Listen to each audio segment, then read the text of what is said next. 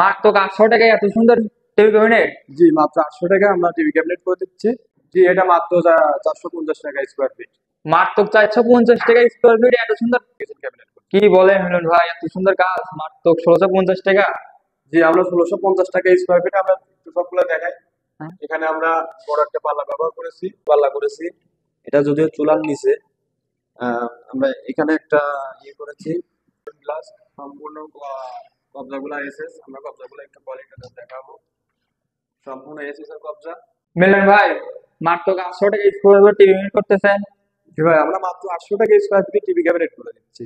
আমরা এখানে ম্যাটেরিয়াল সম্পর্কে একটু বলে দিই।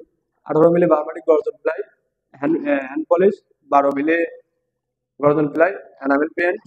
18 মিলি গর্জন প্লাই, এনামেল পেন্ট। এখানে আমরা ব্যবহার করেছি হচ্ছে 12 মিলি বার্মাটিক প্লাই, হ্যান্ড পলিশ।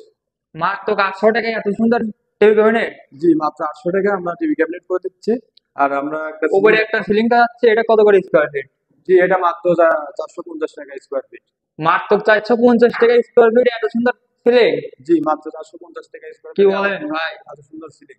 আমরা এখানে যে ম্যাটেরিয়ালসটা ব্যবহার করছি সিলিং এটা সম্পর্কে একটু বলে দিই। 2 গর্জন কাঠের ফ্রেম, 12 মিলি গর্জন প্লাই, এনামেল পেন্ট। 1650 টাকা মাত্র কিচেন ক্যাবিনেট করতেছেন। জি, মাত্র 1650 টাকা আমরা কিছু 1650 টাকা স্কোয়ার ফিট আমরা কিচেন ক্যাবিনেট করি। কি বলেন মিলন ভাই, এত সুন্দর কাজ মাত্র 1650 টাকা। জি, আমরা 1650 টাকা স্কোয়ার ফিট। আমরা একটু সবগুলো দেখাই।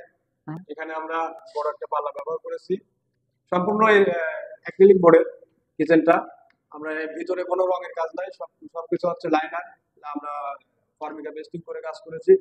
আর এখানে সম্পূর্ণ হচ্ছে অ্যাক্রিলিক। আমরা দেখাচ্ছি পুরোটা। নিচু কিছু কাজ দেখা যাচ্ছে। হ্যাঁ, নিচে কিছু কাজ আছে। আমরা এখানে 3টা ড্রয়ার করেছি। ডয়ারে চ্যালেঞ্জ কি চলে? এসএস, সম্পূর্ণ এসএস চ্যানেল। আমরা এখানে 2টা পাল্লা করেছি। এটা যদিও চুলার নিচে। আমরা এখানে একটা ইয়ে করেছি, একটা বক্স করে বক্স দিয়েছি। সিস্টেম। জি, মানে এখানে যে কোনো কিছু রাখতে পারবে। আমরা এখানে 2টা পাল্লা করে দিয়েছি। মানে এগুলো সবগুলো পাল্লা, ভিতরে তো আমরা একটা জায়গা নেই, তখন আমরা পাল্লা দিয়ে এটা শেষ করেছি। আমরা এখানে কিছু গ্লাস ব্যবহার করেছি। 5 mm গ্লাস। এখানেও 5 mm গ্লাস। সম্পূর্ণ কবজাগুলা এসএস। আমরা কবজাগুলো একটু কোয়ালিটিটা দেখাবো। সম্পূর্ণ এসএস এর কবজা। এখানে আমরা 10 মিলি গ্লাসের সেল ব্যবহার করেছি।